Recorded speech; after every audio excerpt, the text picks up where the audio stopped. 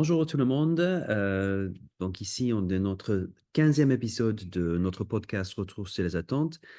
Je suis avec mon collègue, mon ami Jonathan. Comme d'habitude, comment tu vas, Jonathan? Ça va très bien, Joss. Le soleil tarde à arriver dans le nord, mais à part ça, ça va. Et toi? Écoute, moi aussi, dans le sud, on a eu quelques jours pluvieux quand même, hein. Donc ça fait du bien, hein, parce qu'on était en pleine sécheresse et là, il a plu, mais maintenant je vois le beau ciel bleu, j'entends les oiseaux, donc tout va bien. Ça, c'est top. Ça, c'est top. Quand on entend les oiseaux, c'est bon signe. C'est très bon signe, ouais, pour le printemps, etc. Donc, hier, on a eu le plaisir d'enregistrer un entretien avec trois Canadiens. On va tourner rapidement vers ça, mais déjà, on a pas mal d'actu à voir ensemble. Qu'est-ce qui se passe pour toi actuellement? Alors, grosse nouveauté, on va dire grosse actualité. Je, je vais lancer, mais je le fais évidemment avec toi. Donc, une nouvelle infolettre, comme on dit en français, justement comme tu parlais des Canadiens, des Québécois. Bah voilà, je sais que là-bas ils sont très pointilleux sur l'utilisation des termes francophones. Donc, une infolettre, donc une newsletter, comme on dit habituellement, qui se nomme Impact Formation. Donc, sur le site substack.com et qui démarre donc le lundi 6 mai. L'idée, c'est d'avoir des éditions hebdomadaires qui vont droit au but, des formats très courts. Voilà, étant minimaliste, je tiens en fait qu'on puisse lire chaque édition en moins de 5 minutes. Donc, déjà, tu es très bien connu sur LinkedIn. Qu'est-ce qui fait que tu souhaites, ou on souhaite, parce que je suis avec toi, hein, qu'est-ce qui fait que tu souhaites commencer cette infolettre? Alors, c'est vraiment l'idée d'adopter un format, parce que c'est vrai que sur LinkedIn, bon, déjà, on reste soumis aux aléas de l'algorithme de LinkedIn qui parfois est sympa avec nous, parfois non, etc. Donc voilà, pour moi, il y a un manque de régularité qui fait que, tu vois, même des personnes que je suis attentivement sur LinkedIn, je ne vois pas toujours apparaître leurs contributions, même lorsqu'on s'y abonne, etc. Je trouve que c'est compliqué pour faire de la veille. Donc moi, j'apprécie vraiment le format comme ça, d'infolettre, de newsletter. Et ça permet aussi de suivre on va dire, une forme de calendrier éditorial. Tu vois, c'est de se dire, voilà, à chaque fois, on a un format qui est clair. On sait ce que l'on va lire lorsqu'on va recevoir l'email en question, etc. Et il y a une régularité. Donc ça, j'apprécie. Et ça permet vraiment de maintenir un contact, je vais pas dire plus intime, mais en tout cas plus direct avec ta communauté, avec les gens qui te suivent, qui apprécient ce que tu fais, etc. Donc j'aime beaucoup. Donc, pour ceux qui sont abonnés à notre newsletter ou notre liste de diffusion plutôt avec évaluationformation.fr, dont nos anciens certifiés, sachez qu'on va vous basculer automatiquement à la newsletter de Jonathan. Ça permet d'avoir donc des actualités plus rapidement, comme disait Jonathan, aussi de la part de Kirkpatrick. Si jamais pour X raison vous souhaiterez vous désabonner, bien sûr, c'est tout à fait possible, mais on pense que ça permet d'être plus régulièrement en contact avec vous aussi. Voilà. C'est ça, on est complètement RGPD compatible, hein, voilà, donc vous aviez souscrit à la base à la newsletter sur évaluationformation.fr. Donc bien entendu, on respecte votre choix. Et puis voilà, on n'est pas absolument pas du genre à vous harceler pour vous remettre dans une base et vous ajouter encore, etc., etc., quoi. Donc voilà, vous allez avoir de la valeur chaque semaine, vous y trouverez de la valeur, j'espère. Bien sûr. Et puis on comptera sur vous pour réagir, commenter, partager, etc. Donc, du coup, pour ceux qui ne sont pas abonnés, qui sont intéressés, comment ils font? Eh bien, ils peuvent se rendre donc sur. L'adresse est toute simple, hein, c'est Jonathan Potier tout collé, donc POTIEZ, .substack.com. Substack, c'est SUBSTACK.com. Alors, ils auront aussi l'adresse sur le site évaluationformation.fr. S'ils vont sur mon profil LinkedIn, ils auront aussi l'adresse. Donc voilà, donc c'est assez simple à retrouver. OK. Après, donc nous, le dernier épisode, on a lancé notre vidéo, épisode de podcast sur notre enquête. Donc, les retours sont super intéressants. Donc, on vous encourage à aller sur notre site aussi pour découvrir vraiment les meilleures pratiques de l'évaluation des formations pour les entreprises francophones en 2023. Euh, on continue à partager l'info. Notamment, on a lancé une série de vidéos informationnelles sur les méthodes d'évaluation. Donc là, on a lancé cette semaine une petite vidéo de 4 minutes sur les questionnaires de formation. Et puis, on va essayer, comme avec l'infolettre, de lancer des vidéos aussi en même temps pour vous aider justement dans vos pratiques d'évaluation. Donc ça aussi, c'est notre info. Vous voyez, on travaille pour vous, hein, on travaille dur. Ouais, tout à fait. Et puis pareil, format court. Voilà, pas la vidéo de 15-20 minutes où on sait que voilà, à la fin, on va peut-être retenir trois ou quatre informations, trois ou quatre conseils. Voilà, là, on va droit au but, on va droit à l'essentiel. Et l'idée, c'est voilà, comme pour Substack, c'est que vous puissiez à chaque fois y trouver de la valeur, y trouver des bonnes pratiques, et puis que ça, voilà, ça facilite l'adoption de bonnes pratiques. Donc c'est vraiment ça notre objectif à chaque fois. Et je pense que là, tu es en train aussi pour les certifiés bronze, tu es en train d'organiser la session argent, hein, pour 2024 aussi. Ouais, tout à fait. On en avait fait une l'année dernière, en juillet, de mémoire. Il faisait très beau à Paris.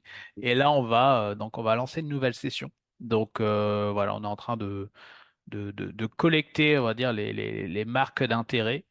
Et on a déjà plusieurs personnes qui ont dit être clairement intéressées pour la suivre. Donc voilà, faut juste maintenant que l'on définisse une période qui conviendra en tout cas à un maximum de monde. Et on va pouvoir organiser celle-ci. Alors on la fera très certainement 100% à distance. Oui. Parce que là, ça risque d'être une session internationale. On risque d'avoir des Québécois, des Suisses, des Français, peut-être qu'on aura des Belges. Enfin bref, voilà, ça va être assez éclaté. Donc, Peut-être des Marocaines aussi, on a dit. exactement, oui, oui, tout à fait. Donc Ouais. voilà, donc la francophonie est Ouais. bien représentée. Mm. Et donc, voilà, on fera ça 100% à distance. Mais voilà, avec toujours cette logique d'avoir des temps en groupe, d'avoir de l'accompagnement individuel, des échanges en asynchrone, et puis voilà, avec cet objectif qui est la mise en œuvre concrète d'un plan d'évaluation, l'obtention de résultats et la présentation de ces résultats sous la forme d'une soutenance, ce qui permet d'obtenir la certification argent tant convoitée. Voilà, donc obligation, hein, de passer par le bronze pour après accéder à l'argent. Donc, si ça vous intéresse et vous n'avez pas encore fait une session de bronze avec nous, allez sur notre site pour trouver le calendrier deuxième semestre maintenant. Et puis, si vous êtes plusieurs, on peut aussi organiser un groupe en intra, en interne chez vous. Alors, donc là, on va tourner la page maintenant à notre entretien qu'on a enregistré hier avec donc trois Canadiens. Euh, ça s'est ça s'est super bien passé. Donc, vraiment, c'était un échange très riche, très intéressant et vraiment, bon, j'ai envie de dire, au plus haut, le plus haut, Ah oui, non, c'est ça, au niveau des pratiques d'évaluation. tout à fait. On parlait de bronze, argent, là on est au niveau or là. Ouais. Et ce qui nous fait, je pense, je vois en recul, particulièrement plaisir, c'est que bon, parfois, nous, bah, c'est pas parfois, souvent, on se trouve dans des situations des sensibilisations, d'explications, d'évangélisation, d'essayer de convaincre les gens de l'importance de faire de l'évaluation. Et les gens, ils hésitent à faire le premier pas, ils ont peut-être du mal à le faire. Et là, on était avec les gens qui le font, qui le font vraiment qui sont convaincus des bénéfices que ça peut apporter. Exactement. La preuve que c'est possible. Voilà. Ben, écoutez, merci Jonathan. Là, Merci bougez à toi. pas. On tourne la page à l'épisode. À bientôt. À bientôt. Puis aussi avec Jean-Philippe Bradette de la société Apprentix. Jonathan, tu es là juste pour confirmer ta présence avec moi? Bien entendu. Toujours Parfait, au très bien. rendez-vous. Toujours au rendez-vous, hein. Et là, on a un super bon épisode, je pense, pour tout le monde à faire parce que on va, on va parler avec les Canadiens, les spécialistes de l'évaluation là-bas. Donc, ça fait longtemps qu'on les connaît nous-mêmes, mais On n'a jamais fait un épisode ensemble sur ce qui se passe outre-Atlantique. Et il y a des choses très intéressantes qui se passent. Donc, toi et moi, on a fait une enquête récemment et on vous invite vraiment à tout le monde à regarder les vidéos ou écouter le podcast là-dessus. Et on a eu la participation donc justement de Jean-Philippe et de Yannick et de Karl dans notre enquête qui ont répondu, qui ont participé aussi à la partie qualitative pour un peu comparer les pratiques là-bas. Et bon, c'est le moins qu'on puisse dire, Jonathan, on était très impressionnés. Qu'est-ce que tu en penses? Ah, complètement. On en parlait, mais on va dire, on buvait du petit lait en voyant un peu ce qui était mis en œuvre, les retours d'expérience, etc. Et c'était, voilà, s'il avait fallu dessiner les contours d'un dispositif d'évaluation rêvé, vais-je dire. En tout cas, voilà, soit on est en plein dedans, soit on n'en est pas loin. Donc vraiment, c'est un vrai plaisir de pouvoir partager l'expérience menée chez Desjardins en matière d'évaluation des formations. Et je pense vraiment que en tout cas dans le monde francophone, c'est clairement un exemple dont on peut s'inspirer. Carrément d'accord. Et Jean-Philippe est aussi avec nous d'Apprentix parce que faut savoir qu'Apprentix, donc, il va se présenter, Jean-Philippe, par la suite, mais ils sont prestataires extérieurs au Québec, donc ils sont spécialistes de langage mémoriel et comportemental, et donc ils ont fait un projet ensemble très réussi avec Desjardins et ils vont nous le présenter justement. Ça peut nous inspirer à vraiment voir comment il faut faire, surtout le niveau 3 transfert des acquis. Pour nous, c'est le nerf de la guerre un petit peu, donc on a hâte de Ouais, découvrir ça. clairement. On peut proposer à nos invités de se présenter un peu plus, hein, voilà. Si chacun d'entre vous peut prendre la parole, je peux aller, je vais tendre le micro virtuellement peut-être à Yannick dans un premier temps. On y va. Yannick, qui es-tu? Bonjour tout le monde. En fait, moi, je suis leader de pratique en mesure au niveau des gens d'entreprise. En fait, je suis arrivé au groupe, je suis arrivé à la coopérative financière là, en 2021. J'ai évolué là, dans le milieu de la formation, puis je me suis vraiment intéressé à la mesure. Puis, je suis arrivé dans l'équipe à un moment assez crucial où on débutait vraiment les travaux, puis que la direction avait embrassé l'idée là, de mesurer l'effet des formations. Puis j'ai eu la chance là, dès le début de me faire de participer à la certification Kirkpatrick, où j'en ai vraiment appris sur la mesure. Puis dans mon dada, c'est un peu l'analyse de données, puis les résultats, puis de l'évaluation, tout ça, c'était déjà quelque chose qui me parlait beaucoup. Donc, vraiment embarqué là, à deux pieds dans les deux pieds dans ce projet-là. Puis, vraiment très intéressant. Les dernières années là, ont été vraiment le fun. Peut-être un petit mot sur Desjardins. Hein. On est une coopérative financière. On est une des plus grandes coopératives financières en Amérique du Nord. Notre objectif, c'est vraiment d'aider nos membres et clients vers l'autonomie financière. Puis, vous êtes en Europe, ben nous aussi, on a une présence en Europe. Joss et Jonathan, on a un bureau de Paris qui aide nos membres et clients à aller s'installer, à investir en Europe. Puis, par le fait même, là, on a le bureau de Paris peut accompagner des entrepreneurs européens à venir investir au Québec, au Canada. Donc, on est vraiment fiers là, de pouvoir être sur la scène mondiale. Super.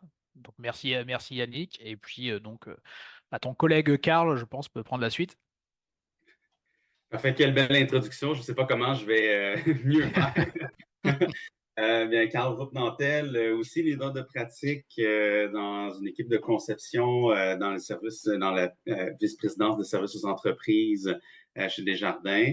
Ça fait 1 an et demi que je travaille chez Desjardins et je suis aussi collaborateur de recherche à l'Observatoire compétences emploi de l'Université du Québec à Montréal sous la direction du professeur Dr Yves Chauchard.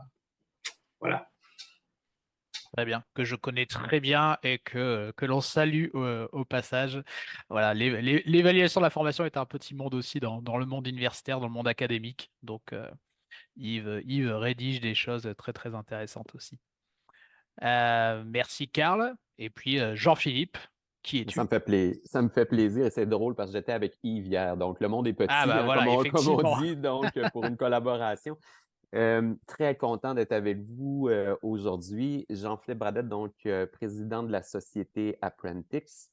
De notre côté, on a développé notre outil de rêve. Donc, il faut savoir que nous sommes des concepteurs pédagogiques à la base qui avaient un intérêt marqué pour le transfert, la science cognitive, et on a développé notre outil, notre couteau suisse, qui est vraiment, dans le fond, B12, qui est une application qui permet vraiment d'amplifier, après une formation, tu en as parlé tout à l'heure, Jonathan, de l'ancrage mémoriel, mais on va plus loin avec le changement de comportement, la mesure, le suivi des habitudes également. Donc, et on voulait avoir de la donnée. Donc, on a plusieurs indicateurs à travers notre application, un peu d'AI aussi, on pourra en reparler. Et je suis tellement content que Yannick et Karl puissent parler parce que nous, de notre côté, évidemment, on vient donner un coup de pouce avec la technologie, mais je le dis souvent, sans stratégie puissante, la technologie reste une technologie. Donc, nos amis Yannick et Karl et tout le reste de l'équipe sont là pour briser les outils et amener à un autre niveau la mesure. Et c'est exactement ce qu'ils ont fait. Donc, nous, on est là pour les supporter, les aider. Donc, c'est assez extraordinaire ce qu'ils ont réussi à faire. Alors voilà, petite société qui fait partie du groupe Agenda. 250 collaborateurs ici au Canada et on travaille avec vraiment diverses sociétés et beaucoup de plaisir, dans le fond, à s'assurer d'optimiser l'apprentissage au quotidien avec nos différents partenaires. Voilà. Super, excellent. Merci beaucoup, Jean-Philippe. Alors, on va peut-être commencer par parler justement de cette collaboration entre Imprintix et Desjardins. Alors, si l'un de vous peut nous expliquer, ou chacun votre tour, apporter, on va dire, votre pierre à l'édifice, comment vous avez été amenés à travailler ensemble, dans quel cadre, c'était sur quel projet, en réponse à quel objectif, enfin, voilà, qu'on comprenne un peu la nature de la collaboration qui, on en reparlera après, vous a amené quand même à obtenir une prestigieuse récompense. Mais je peux peut-être me lancer au début, Yannick, Allez, Karl, si vous me permettez. Nous, évidemment, ça fait déjà plus de 3 ans et demi, presque 4 ans qu'on collabore avec Desjardins. Il faut savoir qu'ici au Québec, Desjardins, c'est une marque forte de fierté et tout start-up EdTech rêve de travailler avec cet organisme-là. De notre côté, à l'époque, on avait parlé avec la directrice Claudine qui avait une vision très, très claire par rapport à la mesure, par rapport au transfert des apprentissages. Puis pas uniquement pour améliorer la performance, mais aider aussi donc les différents apprenants. Et on a eu une super belle porte pour innover, commencer à travailler donc avec le groupe, avec Desjardins Entreprises que Yannick va parler. Et c'est vraiment, je vous dirais, l'alignement de deux visions qui se sont alignées. Et c'est comme ça qu'on a travaillé avec eux depuis 3 ans. Fait des petites étapes au début très, très, je dirais, claires, mais qui ont amené, dans le fond, à générer différentes données. Donc, on a bâti sur différents résultats. Et c'est comme ça qu'avec avec l'équipe à Yannick et avec l'équipe de Karl, on a débuté de notre côté. Voilà. merci Jean-Philippe. Oui, Yannick.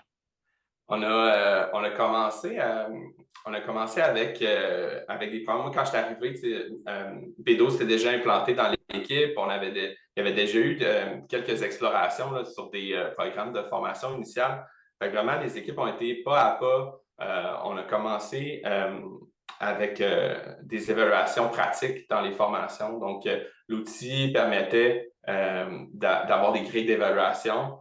Puis d'avoir les formateurs qui font une évaluation plus formelle, le partage des résultats aux différents apprenants qui participaient aux activités. Donc, on a commencé comme ça, tranquillement.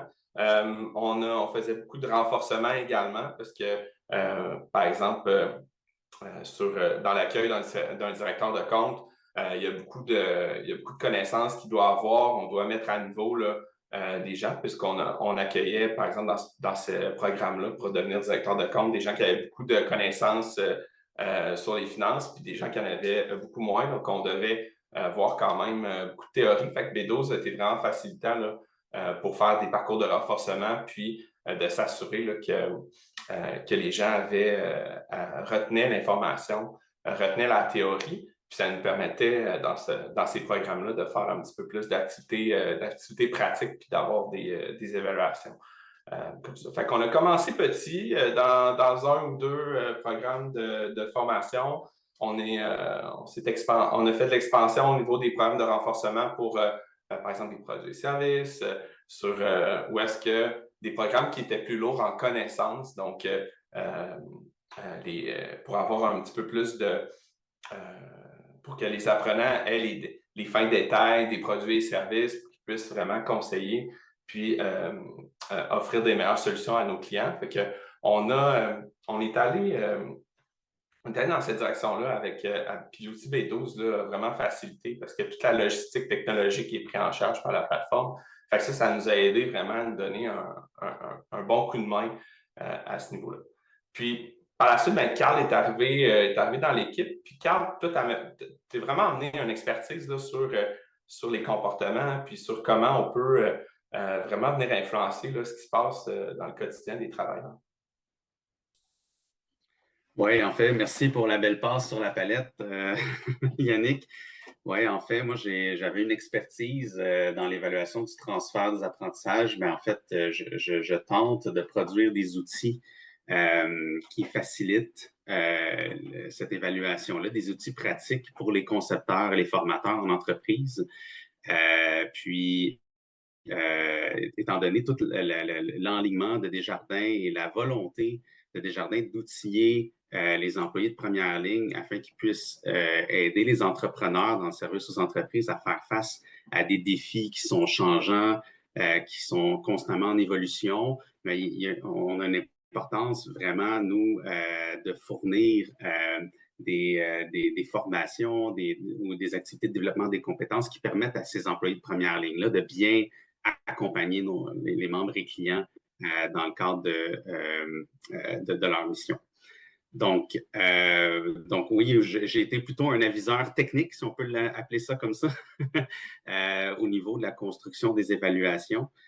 Puis ça a été une belle expérience, puis un beau succès, je crois, là, tout ce partenariat avec Apprentix là, dans le cadre des évaluations. OK.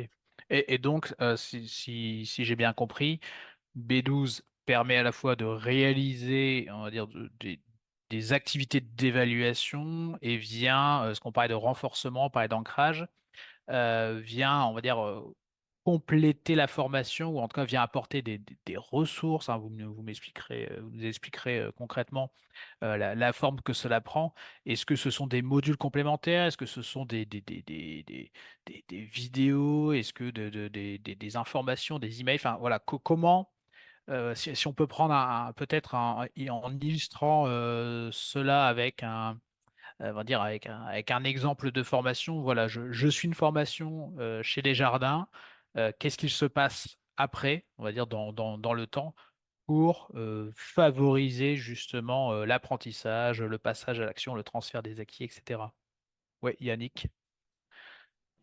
En fait, dans les dernières années, on a évolué nos pratiques. Puis, Carl a été vraiment le moteur de l'évolution de cette pratique-là. Mais où on en est présentement, c'est que pour vous donner un peu un avant-après, avant, notre perception là, d'être prêt pour le travail, c'était souvent des évaluations. Quand il y en avait, c'était des évaluations théoriques.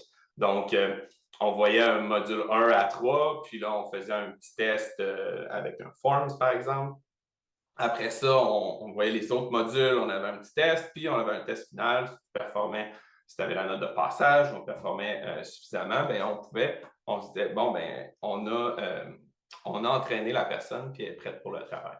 Maintenant, ce qu'on fait, c'est qu'on vient récupérer ces tests-là, on vient faire un écrémage des différents sujets qui doivent absolument être maîtrisés à la fin de la formation. Puis on va utiliser B12 pour faire des renforcements des connaissances. Donc, tout au long du moment où est-ce qu'on est en formation, par exemple pour une formation initiale, on va venir prendre des sujets de connaissances les différentes notions théoriques, puis on va venir les présenter dans la classe avec le formateur. Les gens vont les mettre en pratique pendant des activités pratiques, mais on va venir renforcer ces connaissances-là avec l'approche gym que B12 va offrir. Donc, à tous les jours, à tous les 2 jours, on va recevoir une notification. On va recevoir 3-5 questions à choix multiples, peut-être un petit cas à développer. Donc, des activités qui vont entrer automatiquement là, dans la boîte courriel de nos apprenants.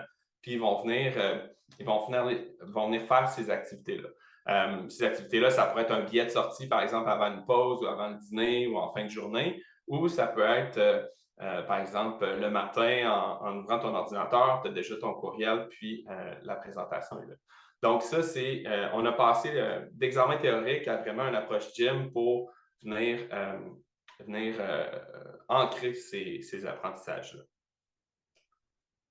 Oui, Et Jess? donc, du coup, ce qui m'intéresse toujours, c'est le côté apprenant. C'est-à-dire que là, vous proposez des choses. Là, tu as même dit que c'était à la fin de la journée ou le soir. Comment est-ce que vous avez pu communiquer avec les apprenants pour qu'ils acceptent de faire des choses hors, entre guillemets, formation avec un formateur ou le soir ou dans le temps libre?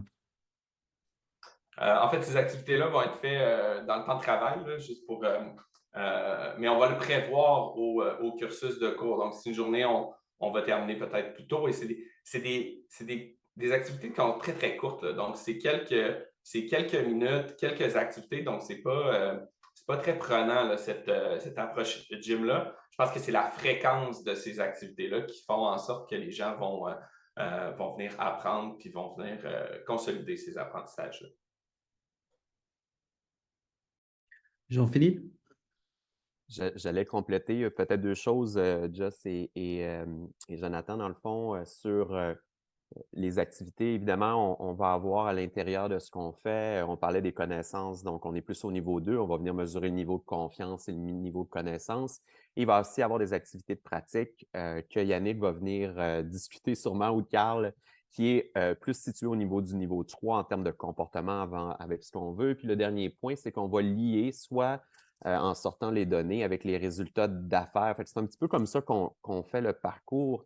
Et un point qui est important, Jonathan, et puis c'est le fun peut-être de voir le comparatif entre le Québec, le Canada et ce que vous vivez en Europe, mais nous, la mesure est souvent perçue comme un peu négative, punitive à certains endroits. Et je pense qu'un des premiers points de la façon comment on l'amène aussi, c'est que ce soit pour une recette, on mesure notre sommeil, on mesure nos pas au quotidien pour nous améliorer, où il y a tout le temps un objectif positif en termes de conséquences sur nos individus. Donc, je pense que c'est un des premiers points, c'est de dire, on va vraiment t'aider en mesurant à ce que tu sois en mesure de prendre ton poste le plus facile possible.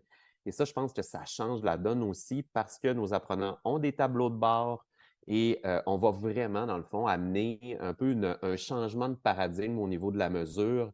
Pas seulement une évaluation et c'est du 0, c'est du 1. On va amener du gris, on va amener vraiment une progression et c'est comme ça qu'on, tranquillement, on prend un goût à la mesure pour dire « c'est le fun parce que ça m'aide au quotidien dans mon travail. » Voilà.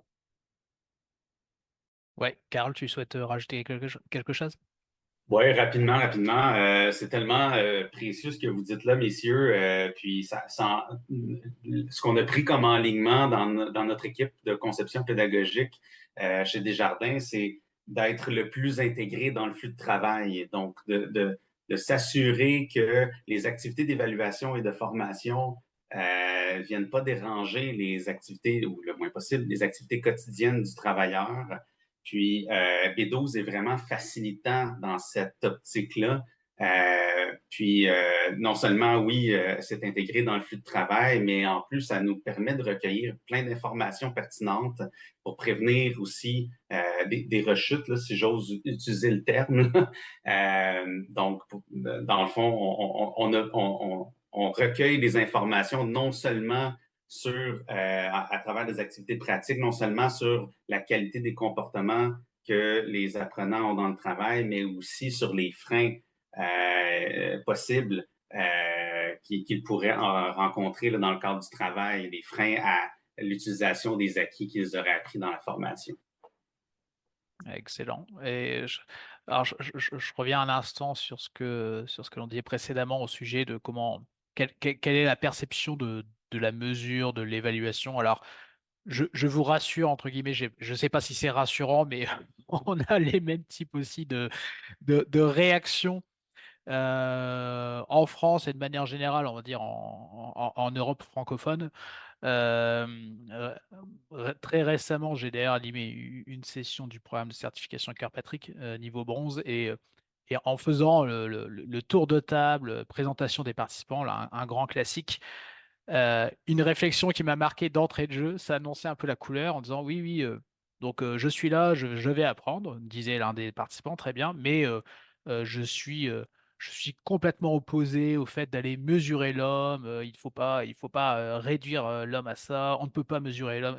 Et en fait, je me suis rendu compte que euh, on se fait encore de fausses idées quant à ce qu'est la mesure, ce qu'est l'évaluation, etc. Et à chaque fois, je précise, non, non, mais déjà, on n'est pas là pour mesurer ou évaluer les hommes comme les femmes. On est là pour évaluer les formations on va dire la capacité de la formation à aider finalement les apprenants à devenir meilleurs. Donc c'est au service d'eux. Et j'aime beaucoup votre approche parce que l'idée, c'est effectivement ça, c'est d'être centré sur l'apprenant. Et je trouve ça très pertinent aussi, le fait d'utiliser, finalement, vous faites une pierre deux coups. C'est-à-dire que à la fois, vous évaluez, mais c'est une activité pédagogique en soi. Ça n'est pas, voilà, on vient vous embêter, pour ne pas dire autre chose, avec des questionnaires pour savoir comment ça se passe, etc. Mais en fait, c'est une activité pédagogique en soi. Et donc, le fait d'évaluer, de s'évaluer, on va dire d'avoir un peu cette approche réflexive où je réfléchis au comportement que je mets en pratique, je fais part des freins que je peux rencontrer, etc. C'est aussi apprenant. Et donc, c'est clairement 100% centré sur l'apprenant. Donc, vraiment, je trouve ça top. Yannick? En fait, nos activités pratiques, c'est l'essence même de du programme de formation. C'est là, on va venir, quand on fait le processus de conception des grilles d'observation qu'on va utiliser en formation, puis cette même grille-là va être utilisée en post-formation pour que l'apprenant puisse s'évaluer. Mais Carl pourra nous en parler un petit peu plus de ce processus-là. Mais les activités pratiques là, sont pensées pour avoir des situations réelles du travail. Donc, on vient simuler le plus possible ce qui vient, un appel, par exemple, ou une situation de travail. Puis l'apprenant, il va s'auto-évaluer, le formateur va l'évaluer, ses collègues peuvent l'évaluer. Puis, par la suite, avec la plateforme B12, il peut revenir sur ses évaluations, puis il peut grandir, il peut prendre en main son apprentissage puis son développement. Puis ça change vraiment la perception. On n'est pas en mode performance, on est en mode comment je peux m'améliorer, c'est quoi mes points forts, c'est quoi mes points faibles, comment je peux devenir meilleur dans ma prestation de service. Puis, je pense que c'est vraiment motivant, du moins quand on regarde sur quoi les apprenants travaillent en post-formation, puis on reviendra sur nos activités post-formation. Mais quand on regarde ce qui se passe là, c'est les apprenants utilisent vraiment ces données-là, puis ils se prennent en main, puis ils prennent en main leur apprentissage à cause qu'ils ont accès à ces données-là, puis ces évaluations-là. Excellent. Carl, tu souhaites ajouter quelque chose? Oui, sur le processus de conception, tu sais, c'est en fait, je crois que la clé du succès aussi pour nous, quand on a mis en place dans notre nouvelle équipe ce processus de conception pédagogique, on s'est questionné vraiment du point de vue de l'apprenant, du point de vue du travailleur, comment s'assurer que la perception de l'évaluation ou de l'apprentissage soit positive. Puis un des angles qu'on a pris, c'est de s'assurer qu'il y a une cohérence entre les cibles d'affaires ou les objectifs d'affaires que ces travailleurs-là veulent atteindre et les apprentissages au final qu'ils vont faire et les évaluations qui vont en découler. Donc, on réfléchit dès l'analyse des besoins, dès la conception à tous ces éléments-là, puis on a pris le modèle de Kirkpatrick pour s'aider. En fait, dans le processus de conception, une des premières questions qu'on va poser à nos commanditaires, à nos demandeurs, c'est quels sont les objectifs que vos travailleurs doivent atteindre dans le travail Et sur la base de cette question-là, par la suite, on va poser des questions comme, en fait, quels sont les comportements qu'ils doivent mettre en œuvre par la suite pour atteindre ces objectifs? Et sur la base de ces comportements-là, quels sont les critères de performance qu'ils doivent atteindre avec quels outils et quels livrables? Puis c'est sur cette base-là qu'on se questionne sur quels sont les apprentissages maintenant qu'ils doivent réaliser pour s'assurer d'atteindre les critères de performance avec les outils et les livrables qui sont demandés dans le cadre du travail. Donc, cette cohérence-là, je pense, ça serait peut-être à étudier, un de ces quatre. Cette cohérence-là vient apporter une motivation, je crois, pour l'apprenant de s'inscrire dans des activités d'évaluation et d'apprentissage parce qu'elles, lui ou elle, permettent d'atteindre des objectifs d'affaires. Donc, je crois que de son point de vue, c'est très motivant. C'est génial parce que ça aussi, ça s'inspire dans tout ce que nous on dit chez Kilpatrick sur le processus d'un projet de formation plutôt de juste une action ponctuelle. Là, vous êtes vraiment dans un processus de A à Z. Et donc, du coup, prendre le temps de bien analyser et bien observer au départ, c'est essentiel pour bien réussir à la fin. Est-ce que vous pouvez nous présenter un petit peu le projet où vous étiez récompensé? Peut-être, je crois qu'il y a eu une récompense Brandon Hall, c'est ça? Donc, est-ce que c'était quelque chose de spécifique? C'était avec une population spécifique? Quel était le projet qui a eu cet éloge-là et comment ça s'est passé?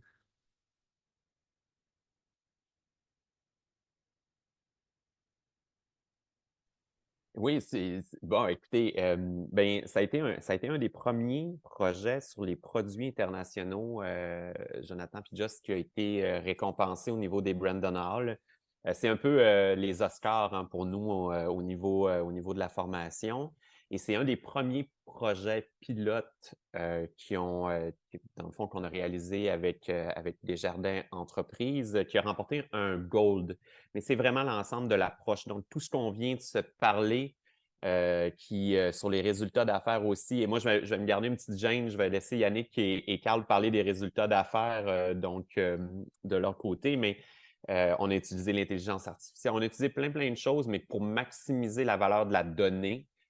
Donc, c'est pour ça le Brandon Hall, on dit, oh, OK, vous êtes allé loin en termes de transfert au niveau des différents niveaux aussi en termes on parle souvent de Kilpatrick, puis on est des fois un peu, on reste dans les premières étapes malheureusement, donc on est vraiment sorti de la boîte et c'est ça qui a d'après moi, impressionné peut-être les juges au niveau de cette fameuse médaille d'or. Mais je vais laisser Yannick peut-être bonifier ce projet-là. En fait, c'est un programme de renforcement sur les produits et services internationaux. Donc, nos employés en prestation de services connaissaient les différents produits et services, mais le fin détail de ces produits et services-là, on a remarqué qu'il y avait des possibilités d'amélioration. Puis ce qu'on a fait, c'est qu'on a utilisé la plateforme B12 pour faire du renforcement. Donc, du renforcement, c'est des activités pratiques qui arrivent par notification, etc. On est allé appliquer c'est là moi, personnellement, là, j'étais allé pousser les résultats jusqu'à des indicateurs avancés ou des indicateurs d'affaires. Bien, on a repris ce programme-là, on l'a adapté à nos gens en prestation de services dans le centre d'appel, où est-ce qu'on doit rapidement, dans le cadre d'un appel, déceler les besoins du membre, aller le conseiller sur un produit et service qui pourrait bonifier son expérience chez nous, puis aider à accroître son entreprise. Donc, on a inscrit un groupe qui, dans leur travail, doivent effectuer des références pour les produits et services internationaux. Ce qu'on a remarqué, c'est que ces gens-là qui ont participé au programme de formation, bien, ils ont augmenté la qualité des références qu'ils faisaient à nos partenaires. Donc, dans leur conversation avec le client, qualifie mieux on fait une meilleure qualification du client, donc on réfère pour le bon produit, on réfère le client pour le produit qu'il a réellement besoin. Puis, ça se traduit par des clients qui adhèrent aux produits et services qu'on leur propose lors du rappel là, suite à la référence. Donc, on a vraiment observé que ce type de formation-là, le renforcement, puis les activités qu'on a mis à la disposition de cette équipe-là a une influence directe là, sur la prestation de service puis l'accompagnement qu'ils offrent à nos membres et clients. Fait que ça a été une belle façon là, de présenter un peu les effets de B12. Ça a été un des premiers projets où on a vraiment été sur le niveau 4 de Kirkpatrick, sur les indicateurs avancés. Puis, comment on était capable d'arriver là? C'est vraiment au niveau, quand on a pensé aux questions, bien, on a pensé aux questions pour aux activités dans le but que les gens adoptent des comportements, posent des meilleures questions, qualifient mieux les clients, donc aient des conversations sur l'entreprise. Donc, avec ces activités-là, on a été capable d'implanter, de faciliter l'adoption de ces comportements-là par nos gens. Ça s'est traduit par des résultats là, avec nos membres et clients. C'est super. Est-ce que, du coup, le fait que vous avez eu cet accès aux apprenants, ces accès aux indicateurs de performance, ce lien entre les comportements et les indicateurs, est-ce que vous avez eu accès libre grâce à un commanditaire? Est-ce qu'il y avait des discussions avec les parties prenantes, avec des mandants, des gestionnaires, des superviseurs? Comment ça s'est passé sur le parti commanditaire et manager de ce projet? En fait, je disais en introduction hein, qu'on est arrivé à un moment où il y avait beaucoup d'effervescence dans l'équipe au niveau de la mesure, tout ça. C'était vraiment un moment très intéressant où est-ce que les équipes de valorisation de la donnée ou d'intelligence d'affaires étaient un moment où ils commençaient à avoir des données prêtes, des rapports de disponibles qui pouvaient commencer à nous partager. Donc, on s'est même dans notre direction principale, donc près de nous, on avait une autre direction qui venait juste de naître et qui s'occupait de l'intelligence d'affaires et de la valorisation de données. Puis eux, leur objectif, c'était vraiment de permettre aux différentes équipes d'utiliser la donnée dans leur travail. Fait qu'on on s'est trouvé des très bons amis. On a posé des questions sur les indicateurs. On s'est posé la question, c'est quoi qu'on veut influencer avec ce programme-là? Donc, vraiment, dans notre processus de conception, comme explique Carl, on commençait, dès le début, là, on veut savoir c'est quoi l'indicateur qu'on veut faire bouger, c'est quoi dans la formation, hein, c'est quoi le drapeau en haut de la montagne, Joss? Fait on commence par ça. Si l'indicateur, il n'existe pas ou on n'avait pas accès, ben, on réfléchissait sur ça pourrait être quoi l'indicateur. Donc, on a développé le réflexe sans nécessairement avoir accès à 100% des indicateurs d'affaires. On a développé le réflexe de réfléchir c'est quoi qu'on veut influencer dans l'organisation, c'est quoi qu'on veut, c'est quelle jauge on veut faire bouger. Puis ça a une influence, ça déboule par la suite, puis ça nous donne vraiment une direction où est-ce que les formations sont beaucoup pertinentes pour les apprenants, puis ils vont vraiment les aider là, dans leur quotidien.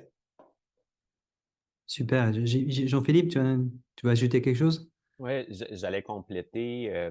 La difficulté souvent qu'on a de notre côté, c'est quand on vient discuter avec les présidents d'entreprise, les CEO, à savoir, on va leur donner, dans le fond, des bons indicateurs, on va les aider au niveau de la valeur qu'on peut ajouter au niveau de la formation. Il y a souvent un grand scepticisme.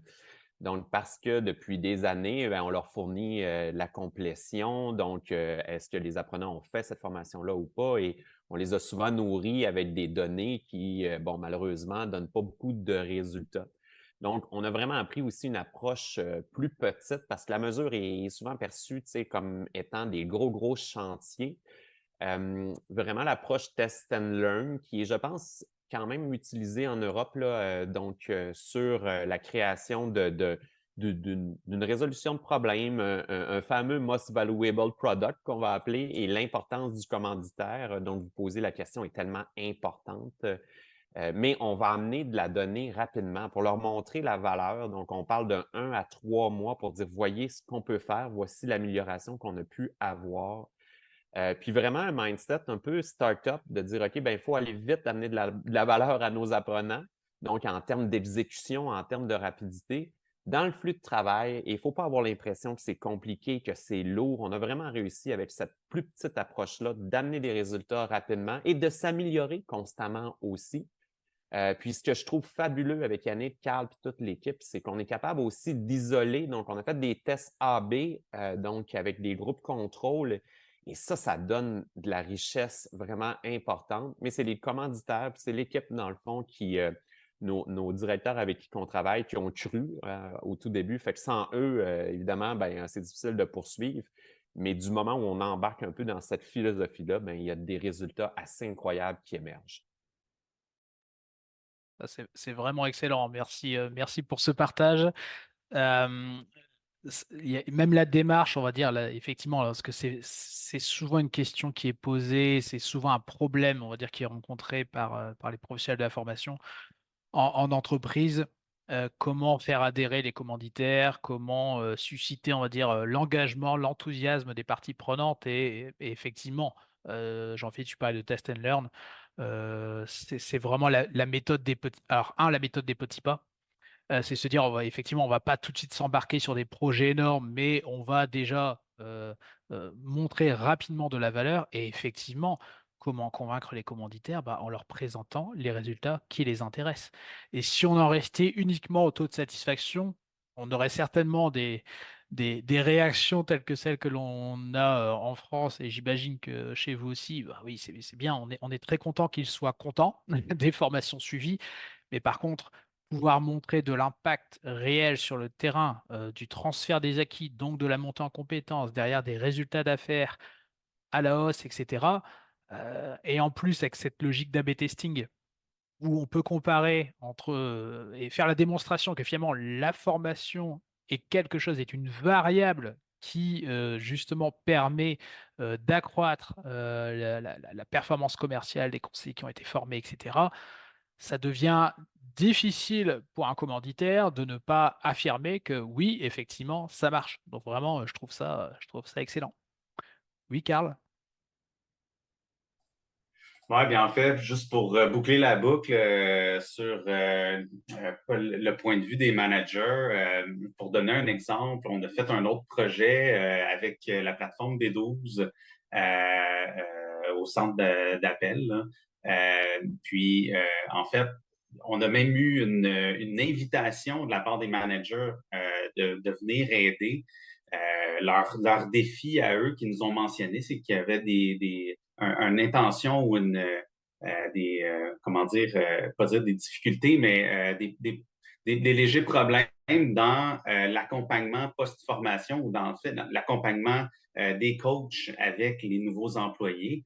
Puis, on s'est dit que c'était une bonne opportunité à saisir d'insérer une évaluation du transfert des apprentissages pour venir structurer toute cette démarche-là de coaching. Donc, c'est ça, en fait, on a donné une valeur ajoutée, je crois, avec l'évaluation et avec B12 pour cette équipe-là. On n'est pas venu déranger le flux de travail, on est venu vraiment s'imbriquer à ce qui se faisait déjà comme pratique. On est juste venu organiser un peu sur quels éléments réfléchir, sur quels éléments évaluer, sur quels éléments donner de la rétroaction. Et je pense que ça, pour les managers et les coachs, ça a été une approche qui était très, très, très pertinente pour eux, au lieu de venir rajouter un nouveau processus d'évaluation sur ce qui se faisait déjà là, dans le cadre du travail. Merci, c'est super intéressant. Je vais tricher un petit peu parce que je vais profiter du fait que Yannick soit là parce qu'on a fait donc justement cette enquête et on a fait un entretien avec Yannick. Et Yannick, je te fais le commentaire et tu répondras par la suite. Tu disais dans notre entretien que Donc, ce travail que vous avez fait pour mettre en place donc, ces pratiques d'évaluation, c'était pas du jour au lendemain. Je pense que tu as dit que ça a pris en moins de 3 ans.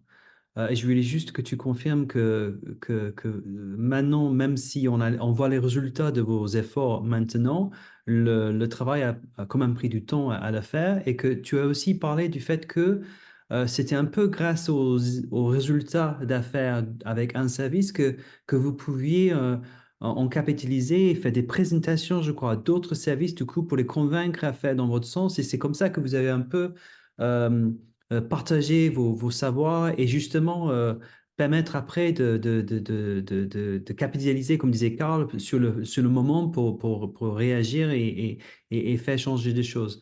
Donc, est-ce que tu peux nous expliquer un petit peu justement comment tu as pu changer, comment vous avez pu changer cette culture en interne pour que tous ces autres services puissent aller dans votre sens? Tu dis bien, Just, ça a été un travail de longue haleine, puis ça a été un travail de plus de 3 ans. Tu sais, Jean-Philippe parlait du désir de Claudine d'avoir vraiment une implication, une influence sur les résultats de l'organisation. Ben, ces travaux-là, puis ce souhait-là a débuté en 2019-2020. Donc, ça fait plusieurs années qu'on est dans ce processus-là. Puis, on a été tranquillement avec des petits gains, on a été progressé vers ce qu'on voit aujourd'hui, là. Donc, on a été faire des gains sur les activités pratiques en formation.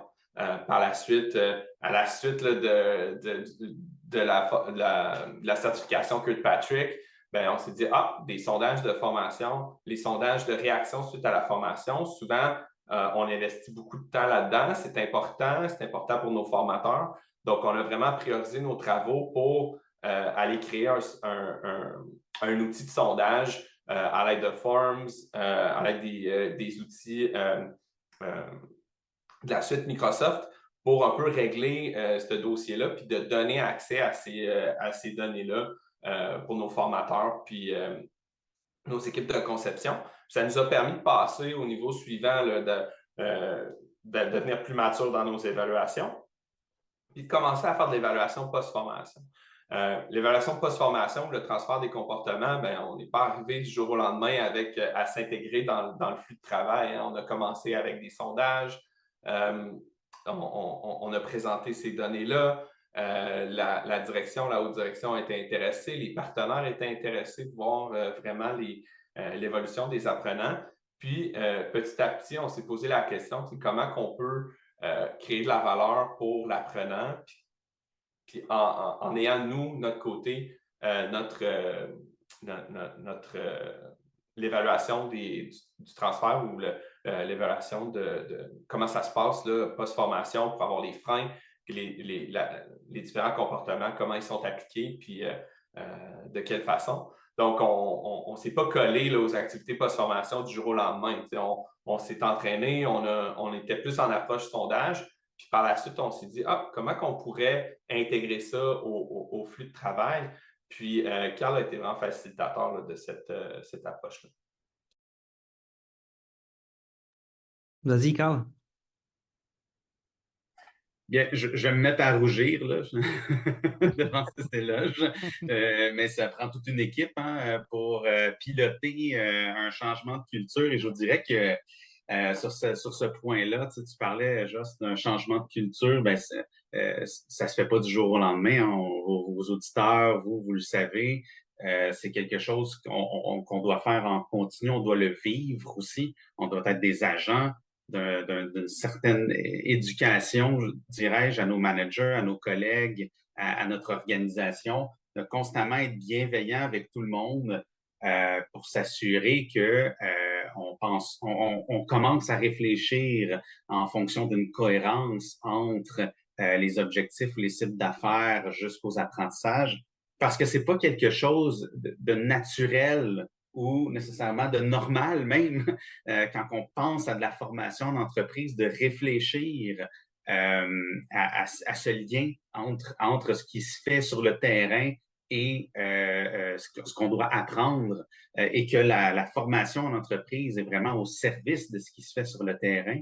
Donc, c'est pas d'apprendre du savoir pour apprendre du savoir, ça se débat, mais c'est dans cette vision utilitariste qu'on a de la formation, c'est que, en fait, et du transfert, c'est qu'on veut apprendre des acquis, apprendre des savoirs, savoir-faire, savoir-être, pour les utiliser dans le cadre d'une pratique de travail. Donc, tout ça, cette pensée un peu stratégique et bienveillante, je dirais, c'est quelque chose qui se pilote, je crois, sur une longue période de temps.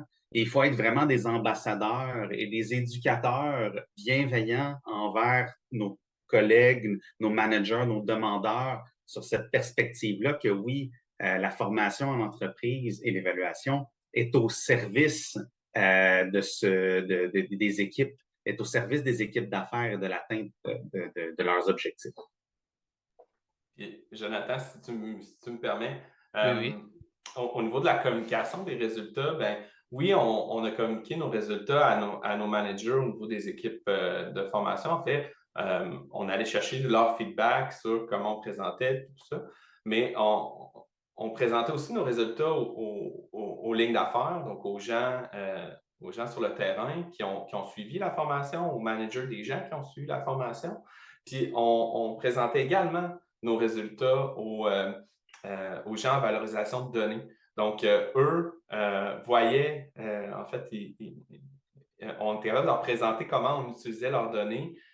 Puis ça les a vraiment motivés à nous donner plus d'accès puis à nous partager plus d'informations sur les indicateurs de performance qui étaient disponibles. Fait que ça l'a fait un peu boule de neige, là, où est-ce qu'en présentant l'effet sur l'indicateur dont ils nous avaient donné accès, ben là, ils voyaient que nos travaux avaient une influence positive. Puis là, on commençait à avoir des discussions de plus en plus intéressantes là, sur ces indicateurs-là, puis les indicateurs qui existent, puis comment qu'on peut, c'est quoi la définition, comment qu'on peut les influencer. Donc, la communication, là, je pense, de ces performances-là, et pas seulement à nos managers, à nous, mais aux lignes d'affaires, aux gens qui ont suivi la formation, aux managers de ces gens-là, puis aussi aux équipes de valorisation de données qui sont fiers là, que leur travail est utilisé pour aider l'entreprise. C'est vraiment super intéressant parce que voilà, je pense que les personnes qui nous écouteront ne diront pas que l'on a menti lorsqu'on disait que c'était vraiment un cas d'école.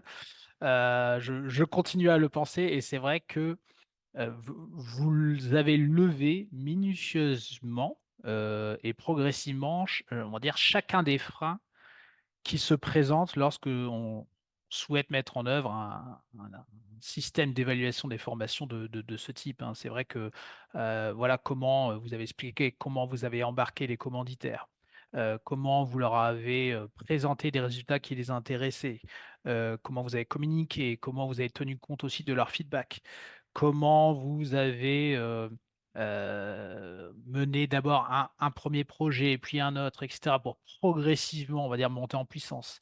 Tout à l'heure, je pense que c'est aussi Karl qui parlait de cohérence et je pense que vraiment au niveau des apprenants, parce qu'on c'est vrai qu'on parle beaucoup de convaincre les commanditaires, les managers, mais déjà convaincre les apprenants, c'est quelque chose. De passer un peu de temps, sur cette question de l'évaluation, du renforcement, du transfert et cetera et à partir du moment où la formation est, on va dire, est présentée et conçue dès l'amont comme quelque chose qui va les aider à monter en puissance, eh bien ça change radicalement les choses. Si on va dire, si on les envoie en formation, et qu'à la fin, on leur dit: «Bon, bah, maintenant, bon courage». Je caricature à peine, mais voilà, j'espère que vous allez pouvoir en profiter, j'espère que vous allez pouvoir mettre en œuvre des choses. Il est certain que tout ce qui va se rajouter derrière va sembler déconnecté. Alors que si dès l'amont, on embarque leur manager, on embarque les apprenants. OK, voici les comportements à mettre en œuvre. Quels sont les comportements? Comment on va les mesurer? Quels sont les indicateurs de résultats que l'on va suivre, et cetera.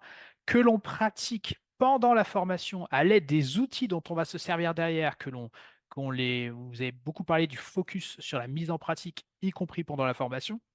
Donc derrière, finalement, ça n'est que la continuité, c'est la suite logique. Et il y a un vrai fil directeur. On parle souvent de formation processus, hein, entre l'amont, le pendant, la formation elle-même et l'aval, l'accompagnement. Et à partir du moment où on fait ça, les gens, les apprenants, les collaborateurs ne peuvent pas être surpris en se disant: «Mais qu'est-ce que c'est que cet email qui arrive? Je ne comprends pas, il y a pas de logique». Il y a vraiment un fil directeur et c'est logique. J'ai envie de dire, c'est logique que ça fonctionne, donc vraiment, vraiment bravo. Jean-Philippe, tu J'allais juste souhaites réagir? compléter, Oui. ouais, j'allais juste compléter très rapidement. Quelque chose qu'on a fait concrètement récemment aussi qui a bien fonctionné, c'est de permettre à nos apprenants d'aller consulter le tableau de bord. Donc, d'aller voir leurs forces et leurs faiblesses à l'intérieur de ces tableaux de bord-là pour voir où je me situe, mais positionner comme une activité de réflexion pédagogique. Donc, ça amène beaucoup, beaucoup de valeur pour eux. Parce qu'on a tendance également à dire, ben, on leur donnera pas leurs données ou donc ça, c'est un changement culturel aussi, mais qui favorise l'adoption. Et comment qu'on aide à générer une habitude pour nos gestionnaires, pour nos superviseurs, à aller voir ces tableaux de bord-là de leurs équipes aussi, puis leur donner de la donnée pour coaching, pour les aider, parce que souvent, on va leur demander de coacher leurs équipes, puis d'être dans une position de les aider, mais on ne sait pas sur quoi. Donc, la donnée vient les aider, dans le fond, d'améliorer, puis d'optimiser au continu ces différents éléments-là. Voilà. Ouais, clairement. Karl?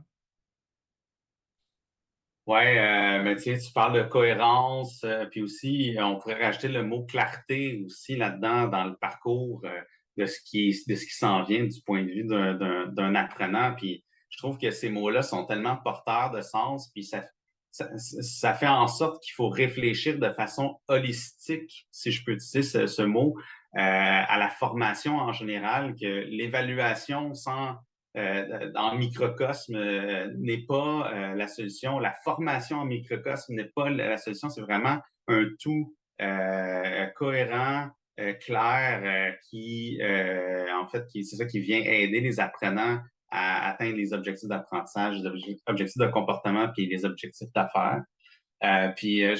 Moi, quand je pense à tout ça, j'ai comme j'ai une pensée de Feu Steve Jobs dans une présentation qui disait, en présentant, je pense, l'iPhone ou l'iPad, qui disait, si vous êtes sérieux à propos du software, vous devriez faire votre propre hardware. Ben moi, je revire ça pour la formation. C'est si on est si on est soucieux de la formation, si on est sérieux à propos de la formation, mais il faut être sérieux aussi à propos de l'évaluation. Un va pas sans l'autre, je crois. Excellent. Oh, j'aime bien ça. J'aime bien ça. Bravo, Ya- Carl. Super. Yannick? Yannick souhaite réagir. Oui.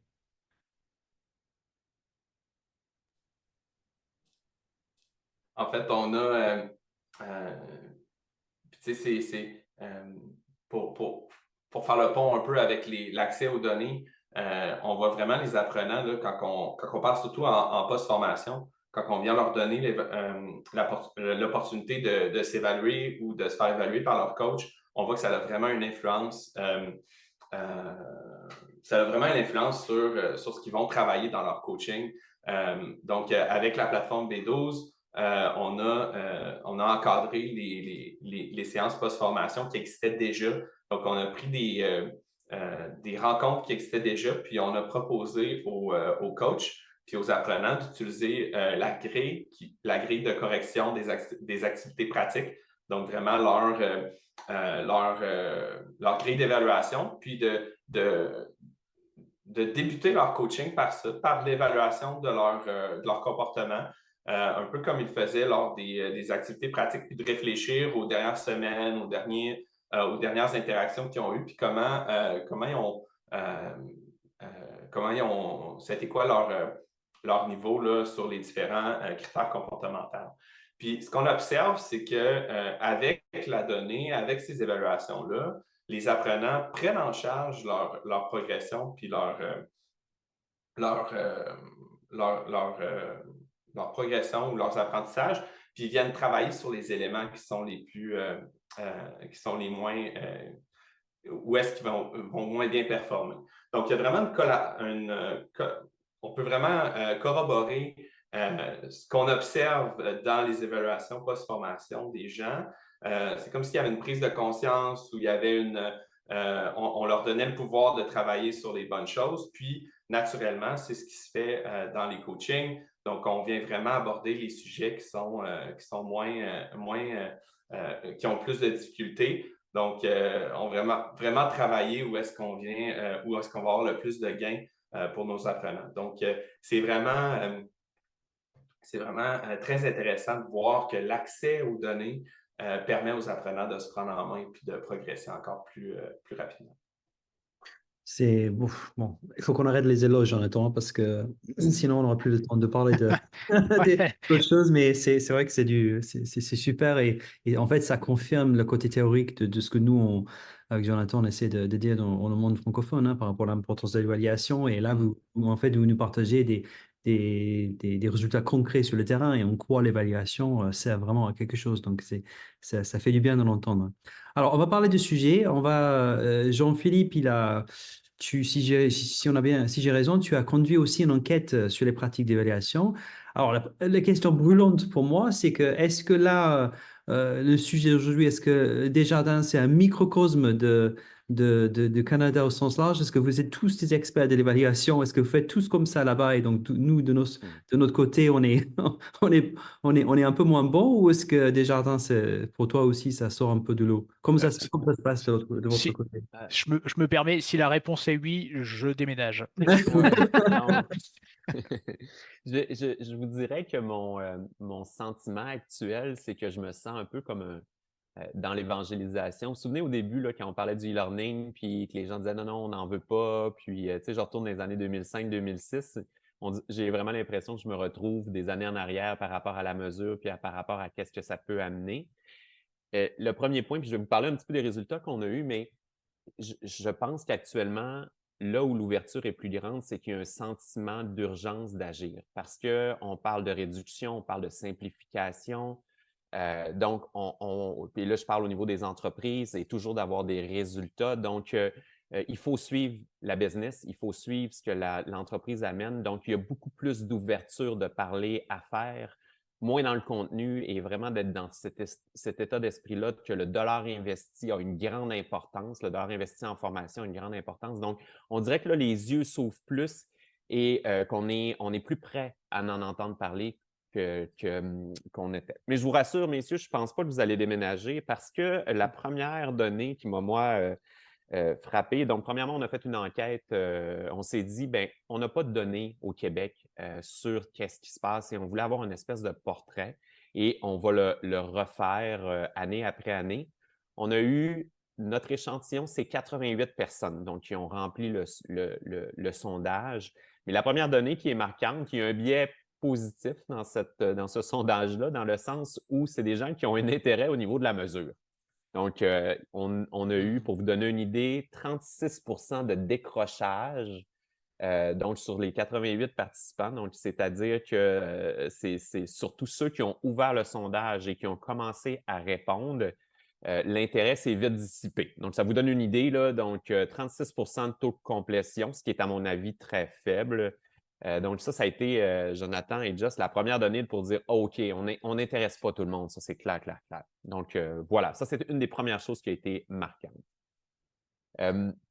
L'autre chose, en termes, il y a vraiment 3 données, là, moi, qui m'ont marqué et c'est vraiment là-dessus qu'on travaille avec les différentes organisations.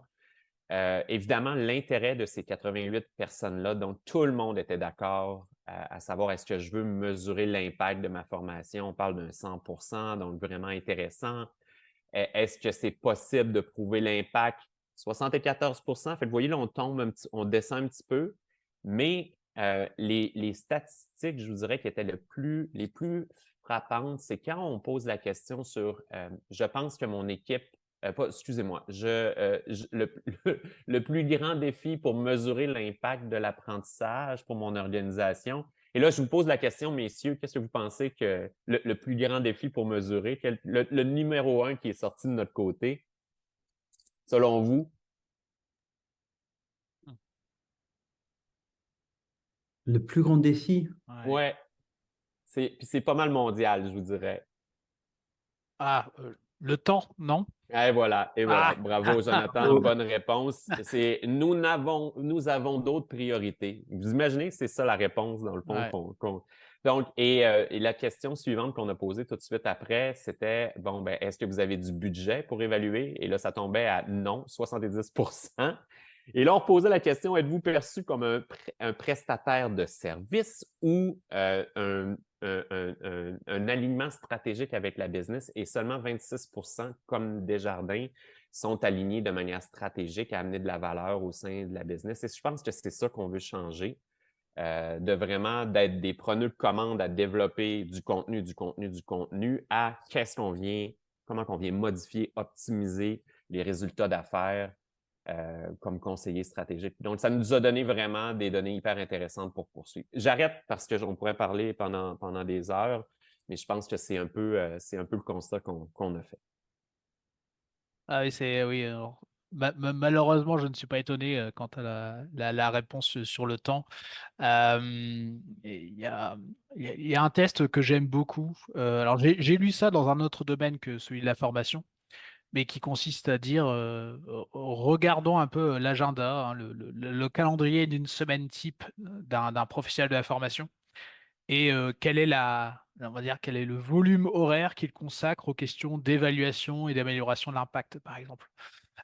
Et en fait, c'est souvent, alors soit inexistant, soit très peu, soit c'est très peu. Et après, c'est un peu le constat que l'on faisait aussi, nous, dans l'enquête que l'on a menée. Euh, il y a une forme de dissonance cognitive parce que on veut à tout prix peser, on veut être considéré par les commanditaires, par la direction générale, etc. Et puis finalement, ouais, on passe très peu de temps sur les questions d'impact. On passe peu de temps là-dessus. Par contre, sur d'autres sujets, alors là, voilà, on dépense des sommes folles, etc.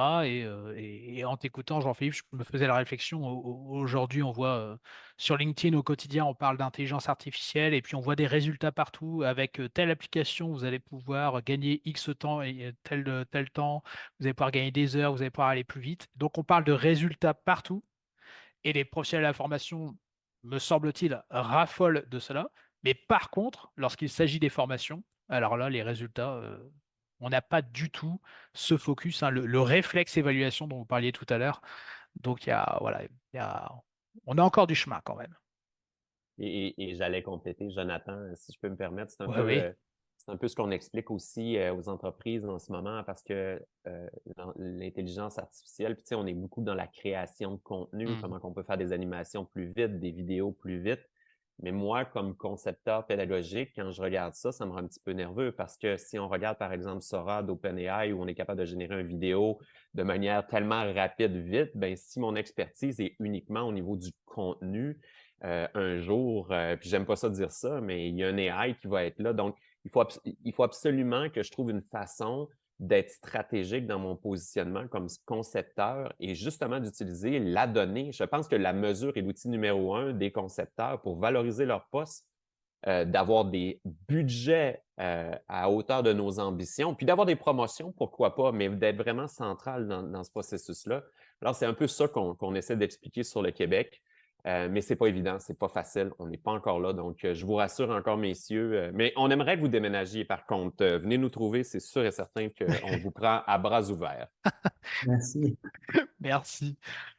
Joss, une réaction par rapport à ce que dit Un Jean-Philippe? peu déçu parce que je me faisais des idées. Ouais. Ce sont des héros au Canada qui sont loin devant nous, mais en même temps compréhensifs. Vu le fait aussi que là-bas, vous n'avez pas de, vous n'avez pas de système paritaire aussi, hein. Donc nous, on a un système paritaire où on investit, je veux dire, on a des fonds de l'État pour faire de la formation, ce qui fait que souvent le réflexe d'un responsable formation, c'est que ben, je fais si j'ai le budget. Si j'ai pas le budget, je le fais pas. Donc on se pose déjà des mauvaises questions dès le départ. Je sais que c'est pas comme ça chez vous, donc du coup les freins de temps et de budget, ça me paraît très très cohérent par rapport à ça.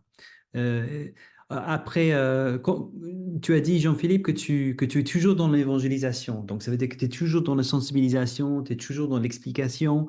Tu te retrouves en face des gens peut-être qui ne comprennent pas exactement ce que tu essaies de faire. Est-ce que pour toi, c'est un combat permanent? Est-ce que tous les jours, voilà, tu enlèves les manches et dis, bon, il faut que j'explique ce que je fais? Ou est-ce que les gens sont plus réceptifs maintenant qu'au début de Non, ton aventure? ouais, il y a beaucoup de réceptivité. Je pense que les gens souhaitent le faire. mais c'est souvent perçu comme étant long, lourd. C'est un petit peu pour ça l'approche que je vous parlais tout à l'heure de test and learn. Évidemment, pour arriver à la même maturité que Yannick, Carl et l'équipe de Desjardins, il y a du temps. Mais l'idée, c'est de partir petit. Jonathan, tu l'as très bien expliqué, des petits pas. Donc, l'ouverture, elle est là. On est vraiment dans un contexte où les gens veulent modifier, amener de la valeur. Mais encore une fois, c'est souvent pas facile. Et je pense, je parle beaucoup des concepteurs, mais une des problématiques, c'est aussi nos dirigeants. Ici au Québec, on est dans un mode où on a été, il y a un modèle éducatif où on a reçu beaucoup en exposition, des présentations, donc en personne, la salle de classe. Donc, le paradigme de savoir comment on se forme est très ancré. Donc, les commandes qui proviennent de nos dirigeants sont des fois un peu illusoires, où on pense qu'une formation de contenu va amener à des résultats hyper rapides. Donc, il y a quand même cette problématique-là qu'on vit également. Donc, quand je parle d'évangélisation, ce n'est pas uniquement au niveau de la mesure, au niveau des gens de formation qui, eux, souvent sont convaincus, mais c'est nos dirigeants, c'est nos vice-présidents qui, eux, doivent comprendre que tout le monde est en surcharge cognitive, que la mesure va venir aider leur business et qu'une formation contenue de 4 heures ne permettra pas aux gens d'avoir un transfert le lendemain matin. Fait qu'il y a vraiment une désillusion à créer. Je ne sais pas si ça répond, Joss, là, mais tu sais, on est dans un beau positionnement actuel pour faire changer les choses, mais ça ne va pas juste au niveau des gens de formation qui sont souvent extrêmement motivés. Oui. Je rêve d'une conférence où, main dans la main, là, on amène le président de la business ou la direction ou les VP, puis ensemble, on trouve une façon, dans le fond, de changer cette culture-là, un peu comme Yannick et Carl l'ont fait. Ça viendra. Carl, tu souhaites rajouter quelque chose? Oui, en fait, simplement pour donner à vos auditeurs européens un peu plus de contexte sur la formation ou les enjeux légaux de formation au Québec. Au Québec, on a une loi, on n'a pas les fonds paritaires, mais on a une loi qui oblige les entreprises qui ont une masse salariale de plus de 2 millions de dollars à investir un pourcentage, en fait, à investir là, je me suis trompé tout à l'heure, je dis que c'était 2 mais c'est encore 1 je viens de vérifier. Investir 1 de leur masse salariale dans des activités de formation. Et bon an, mal an, au Québec, c'est environ 900 millions de dollars qui est investi dans des activités de formation, quoique ces données-là sont peut-être un peu biaisées, en fait, ou ne représentent pas vraiment le portrait actuel des investissements en formation au Québec, parce que c'est des données qui nous proviennent du ministère du Travail, de l'Emploi, de la Solidarité sociale au Québec, du gouvernement du Québec, et c'est seulement des entreprises qui déclarent leur investissement qui font partie de ce 900 millions de dollars-là. C'est environ 91% des entreprises qui sont assujetties à la loi 90 qui déclarent leurs dépenses en formation. Donc, il y a quand même un contexte un peu social qui oblige les entreprises avec une certaine grosseur à investir dans les activités de formation. Ben, autant pour moi. OK, je viens de l'apprendre. D'accord, très bien. Donc, je ne sais pas s'il y a un lien à faire. Mais, c'est intéressant de le découvrir, oui, effectivement. Ouais. Jonathan, peut-être un dernier mot, et pour nos invités aussi, parce que là, on arrive à la fin de l'épisode. Comment tu as trouvé ça? Est-ce que tu as des choses à ajouter? Non, mais je pense qu'on a abordé déjà pas mal de sujets. Euh, je reviens juste effectivement sur la question de voilà comment peser en tant que professionnel de la formation et ce que disait notamment Jean-Philippe sur voilà effectivement demain avec telle ou telle application basée sur l'IA, je vais pouvoir réaliser pas mal de choses et effectivement je pourrais produire plus vite, produire plus de choses. Mais alors, j'ai toujours en tête les trois questions de Simon Sinek qui parle de voilà, poser la question du why, how et what. Et je pense qu'avec l'IA, certes, on va travailler sur le comment, sur la méthode, oui, c'est bien. Mais par contre, derrière, ça ne remplacera jamais la question du pourquoi en un mot et du pourquoi en deux mots. Pourquoi faire? Et si aujourd'hui, on ne se positionne pas sur ces questions, si on ne définit pas des orientations claires quant à ce que l'on peut attendre de la formation, si on n'adopte pas une posture de stratège, etc. Oui, on va toujours produire plus de contenu, mais est-ce que la solution est dans le plus de quelque chose? Ou est-ce que la solution n'est-elle pas dans le mieux cibler les besoins, mieux justement accompagner, peut-être moins former, mais mieux former, aller jusqu'au bout? Parce qu'aujourd'hui, si le contenu était la solution, si le seul contenu était la solution, on ne se poserait pas des questions d'évaluation. En fait, on se pose des questions d'évaluation parce que justement, on voit que tout ne fonctionne pas exactement comme on le souhaiterait sur le terrain. Et donc, c'est l'évaluation qui est, moi, je présente souvent l'évaluation comme étant un peu un thermomètre, hein. C'est ce qui va nous permettre de prendre la température.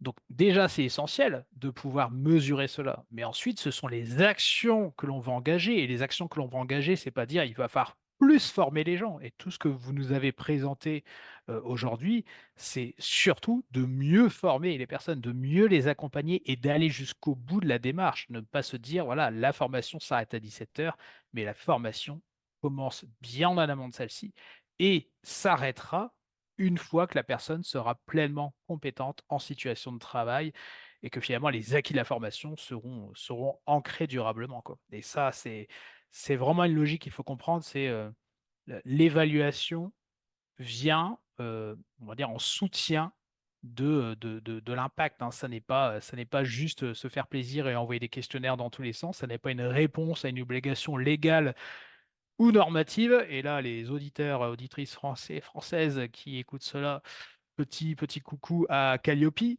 ça n'est pas l'objectif de faire uniquement du questionnaire. L'objectif, c'est avant tout de s'améliorer et d'obtenir des résultats. C'est à ça que sert l'évaluation avant tout.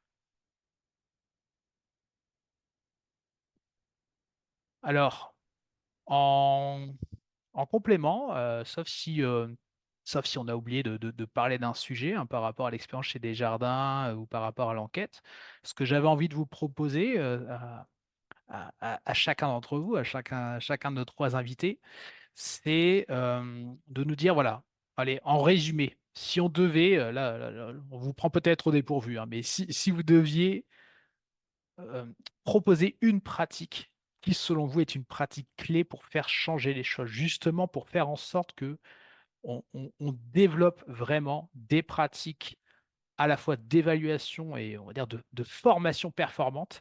Voilà, quel serait votre conseil aux professionnels de la formation? Voilà, votre premier conseil, la pratique clé numéro 1. Voilà, je vous prends au dépourvu, mais voilà, dès que vous avez une idée à partager, je vous invite à prendre la parole. Écoute, je peux y aller, Jonathan, Allez, pendant que mes collègues vont trouver, je suis persuadé, une super bonne, un super bon filon. Je dirais de mon côté, les concepteurs pédagogiques, les conseillers, les formateurs doivent se rapprocher un petit peu du domaine de performance, de comprendre encore mieux le travail de nos collaborateurs pour pouvoir avoir un impact sur eux. La mesure est un outil, mais cette compréhension-là, encore une fois, est hyper importante. Je suis un grand amateur de tout ce qui est sciences cognitives, la façon comment que le cerveau fonctionne, qui est une base. Donc, s'intéresser aussi comment que ça marche parce que ça va avoir un impact sur la mesure aussi. Et de parler le même, là, excuse-moi, ça fait 2 conseils, je vais en donner un troisième, mais de parler le même langage que nos commanditaires, d'avoir cette notion d'affaires qui est drôlement importante. Et souvent, tu sais, on dit tout le temps, ouais, mais oui, il n'y a pas juste la performance, mais ce qu'on oublie, c'est que si on aide notre apprenant, par exemple, à diminuer ses erreurs, à faire mieux son boulot, ben, on lui enlève un stress monumental et c'est plus de temps passé avec sa famille de manière à être plus enjoué. Donc, il y a un impact, une corrélation directe entre ces différents éléments-là. Donc, je pense qu'on est tous là pour aider nos apprenants à être plus heureux. Voilà, c'est mon mot de la fin. c'est très juste. Merci beaucoup, Jean-Philippe. Yannick, Karl?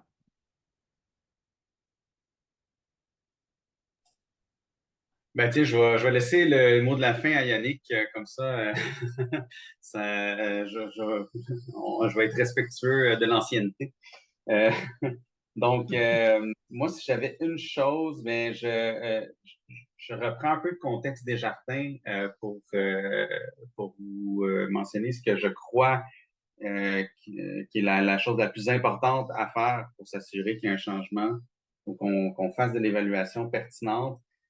Chez Desjardins, on a toujours cette volonté-là de rendre ça simple pour nos membres clients, que leur expérience avec nos employés de première ligne soit simple, que ce soit performant, moderne et humain. Moi, je dirais que si on veut se lancer dans de l'évaluation dans nos processus de conception, c'est de garder ça simple, de partir petit, toujours cohérent, ça c'est sûr, mais vraiment d'essayer des petites choses d'abord et d'après, peut-être d'évoluer à partir de ça. Ne pas essayer de se lancer dans des gros dispositifs de formation, d'évaluation, sur lesquels on ne maîtrise pas tous les intrants, les extrants, mais vous avez une équipe de coachs qui désire s'améliorer. Bon, pourquoi pas les aider avec une petite grille d'évaluation du transfert qui est axée sur les comportements. On commence par ça, on évalue les résultats, puis on bonifie par la suite. Donc, je pense que ça serait ça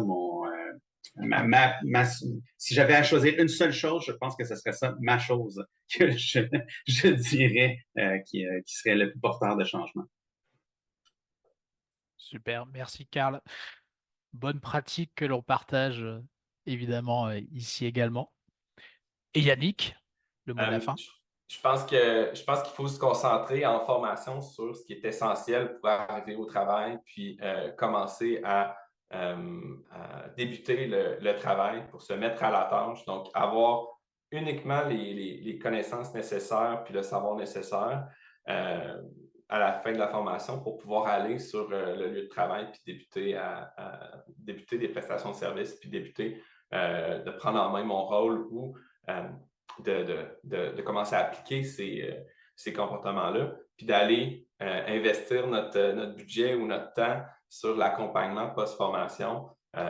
On voit vraiment les résultats dans les programmes de formation qu'on a fait. Donc, si on est capable d'aller là, d'accompagner post-formation, puis de mettre plus d'efforts en post-formation, il y a vraiment des beaux gains là, sur l'organisation qu'on va aller chercher.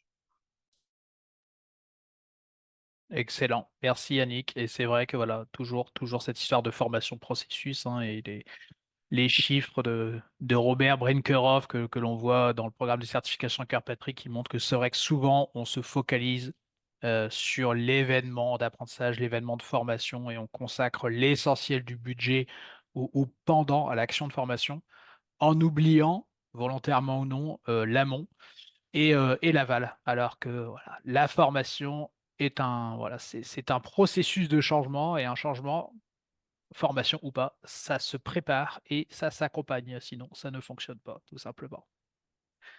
Joss? Non, mais il y a pas du mal à se faire du bien. Je crois que c'est l'expression française, n'est-ce pas, Jean? Hein? Exactement. Passer 1 heure et quelques avec ces messieurs pour nous donner du peps et du bonne énergie, c'est super. J'ai pas vu le temps passer. Exactement. C'était super. Donc vraiment merci à vous trois pour tous vos retours, pour vos conseils, pour vos partages. C'est vraiment ça, c'est très très intéressant. Je vous invite alors, peut-être Jean-Philippe, tu peux nous dire où on peut trouver l'enquête? Est-ce qu'elle est publiée? Est-ce que tu fais un événement? Comment ça se passe pour qu'on puisse découvrir un peu les résultats? J'ai une version vidéo qui peut être disponible du partage des résultats et un livre blanc qui est en cours de rédaction, qui devrait être prêt d'ici les différentes semaines, qui sera publié sur notre page LinkedIn Learning avec nos différentes communications. Donc, ça s'en vient, mais ceux qui sont intéressés de voir, ça va nous faire plaisir de partager la vidéo avec un accent québécois très fort. Voilà. Super. Et Karl? Je voulais juste prendre un moment pour vous remercier, Jonathan et Joss, pour l'invitation. C'est un plaisir de discuter d'évaluation, de formation avec d'autres passionnés du milieu. C'est vraiment, je suis un fan en plus. Donc, voilà, un gros merci pour l'invitation. Eh bien, le plaisir est partagé. Merci beaucoup. Oui, mais Carl, tu sais que le travail n'est pas fini parce qu'on va te réinviter. Tu sais pourquoi? Oui. Ben d'accord, je suis. Quand vous voulez, messieurs, autour d'un bon café, là, on peut jaser d'évaluation et de transfert quand vous voulez. C'est ça. Donc, Carl, qui travaille déjà sur un autre modèle, on va le réinviter pour le travail qu'il fait à ce sujet-là avec les Suisses, parce que vraiment, ça, c'est aussi très, très intéressant et on a hâte de découvrir un peu ce qu'il fait aussi dans ce milieu-là. Oui, Yannick, tu as quelque chose aussi à ajouter. Je voulais vous remercier pour l'invitation. C'est très. Ça fait plaisir. C'était un beau moment avec vous. Puis je tiens à remercier nos collègues chez Desjardins qui nous ont appuyés dans la démarche de mesure, puis qui ont cru, puis qui nous ont aidés, qui nous ont partagé, qui ont embarqué un peu dans nos plans, des fois un peu fous. Fait que merci tout le monde, puis merci de l'invitation aujourd'hui. Oui, et Yannick se lance pas trop de fleurs, mais j'aimerais lui lancer beaucoup de fleurs sur tout le travail qu'il a accompli dans ce changement de culture-là. Là. Un chapeau, Yannick. Merci, Carl. Puis j'en apprends tous les jours sur les évaluations puis la conception de formation à travailler avec toi. Fait que c'est toujours un plaisir. Bon, super. Écoutez, merci à vous trois encore. Nous, on va publier l'épisode bientôt et puis on vous souhaite je crois que c'est le matin chez vous, donc on souhaite une bonne journée. C'est la fin de la journée pour nous parce qu'il y a 6 heures de différence, mais c'était vraiment très, très sympa. Merci et à bientôt. Merci. À bientôt, merci.